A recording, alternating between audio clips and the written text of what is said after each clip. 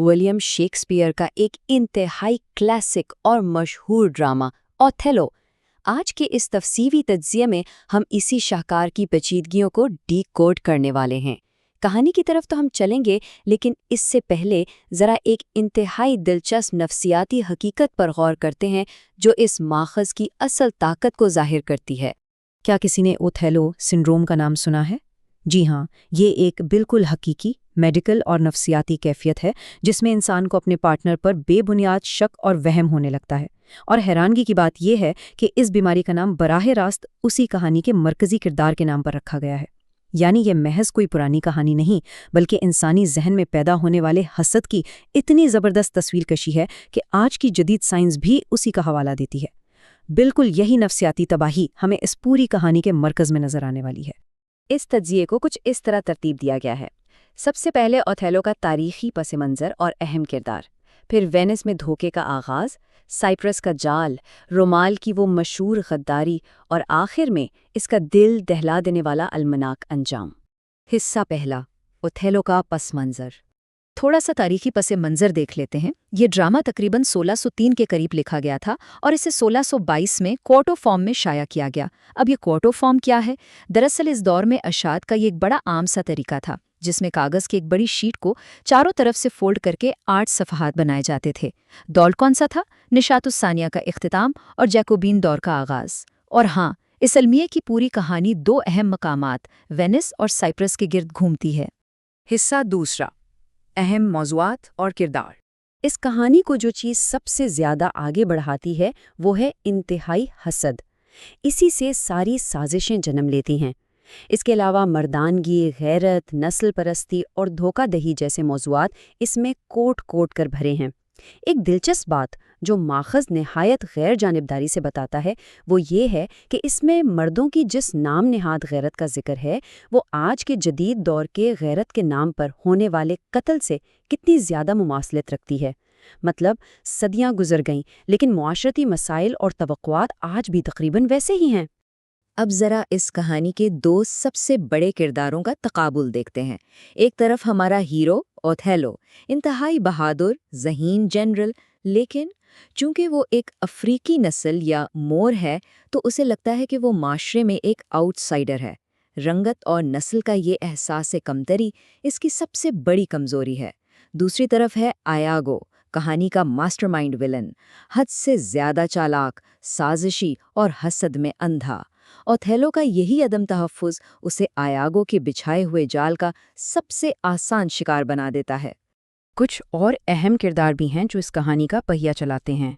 Desdemona, जो Othello की वफादार बेवी है, कैसियो, एक खूबरू नौजवान लेफ्टिनेंट, इमिलिया, इयागो की बीवी, रॉड्रिगो और डेस्डेमोना के वालिद सेनेटर ब्राबेंशियो। यहाँ एक बहुत अहम बात याद रखनी है। ओथेलो ने इयागो पर तरजीह देकर कैसियो को लेफ्टिनेंट बना दिया था। बस यही वो चिंगारी थी जिसने इयागो के दिल में इंतकाम की ऐसी आग लगाई जिसने सब कुछ जलाकर राख कर दिया। हिस्सा तीसरा, वीनस में धोखे का आगाज़। तो वीनस जैसे पढ़े लिखे और मुनज़्ज़म मुआशरे में इस साजिश का बीज कैसे बोया गया? इयागो का मास्टर प्लान पहले ही दिन से निहायत मोहतात था। वो बैक वक्त कई महाजों पर खेल रहा है। रॉड्रिगो की दौलत लूट रहा है, ये कहकर कि वो डेस्डेमोना को हासिल करने में मदद करेगा। इधर डेस्डेमोना के बाप को भी उस खुफिया शादी की खबर देकर भड़का रहा है। और सबसे हैरानकुन बात, ओथेलो के सामने वो एक सच्चे, पक्के और वफादार दोस्त की एक्टिंग कर रहा है। बिल्कुल एक परफेक्ट मल्टी लेयर्ड मैनिपुलेटर। अब होता कुछ यूं है कि ड्यूक ऑफ वेनिस ओथेलो की सलाहियतों की वजह से उसे फौरन जंग के लिए साइप्रस रवाना कर देता है। लेकिन जाने से पहले डेस्डेमोना के वालिद ब्राबेंशियो गुस्से में एक ऐसी वार्निंग दे जाते हैं जो तबाहकुन साबित होती है। वो कहते हैं कि जिस बेटी ने अपने बाप को धोखा दिया है वो कल धोखा भी दे सकती है। आयागो उसी वक्त इस जुमले को अपने शातिर दिमाग में महफूज कर लेता है ताकि बाद में उसे ओथेलो के खिलाफ एक नफ्सियाती हथियार बना सके। हिस्सा चौथा, साइप्रस का जाल।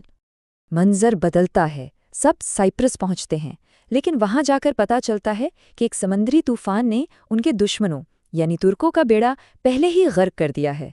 अब बाहर की जंग तो खत्म हो गई, लेकिन इसका नतीजा क्या निकला? یہ سارے لوگ ایک جزیرے پر پھنس گئے ہیں اور ان کے پاس لڑنے کو کوئی بیرونی دشمن نہیں ہے۔ یہ فارغ وقت اور تنہائی آیاگو کو اپنا تباہ کنجال بچھانے کے لیے ایک دم پرفیکٹ سٹیج فراہم کر دیتی ہے۔ اصل اندرونی جنگ اب شروع ہوتی ہے۔ جنگ جیتنے کا جشن منایا جا رہا ہے اور آیاگو کا اگلا وار شروع۔ وہ بڑی چالاکی سے کیسیو کو حد سے زیادہ شراب پلا دیتا ہے اور پھر روڈریگو کو اکسا کر اس سے لڑوا دیتا ہے۔ ظاہر ہے شور مچتا ہے، اوتھیلو غصے میں باہر آتا ہے اور کیسیو سے اس کی نوکری چھین لیتا ہے۔ یہاں سب سے بڑا المیہ پتہ ہے کیا ہے؟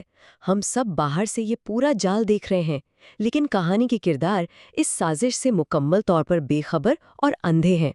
کیسیو اپنی نوکری جانے پر سخت پریشان ہے اور یہاں آیاگو پھر سے ایک ہمدرد دوست کا روپ دھارتا ہے۔ وہ کیسیو کو مشورہ دیتا ہے کہ جا کے ڈیسڈیمونا سے سفارش کرواؤ۔ بظاہر کتنا اچھا مشورہ ہے نا، لیکن یہ ایک ڈبل گیم ہے۔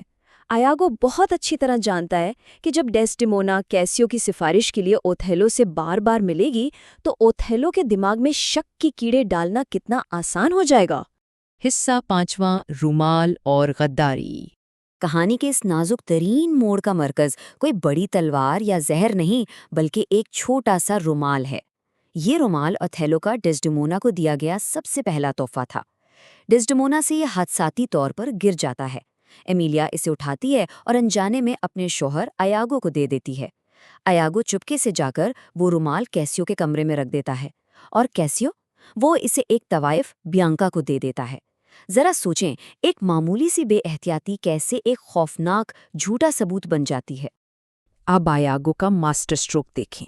وہ اوتھیلو کو دور کھڑا کر کے کیسیو سے بیانکا کے بارے میں بات کرتا ہے، جس پر کیسیو ہنستا ہے، لیکن دور کھڑے اوتھیلو کو لگتا ہے کہ وہ ڈیسڈیمونا کا مذاق اڑا رہے ہیں، اور جب بیانکا وہی رومال لے کر وہاں آ جاتی ہے تو بس اوتھیلو کی آنکھیں اسے مکمل دھوکہ دے دیتی ہیں۔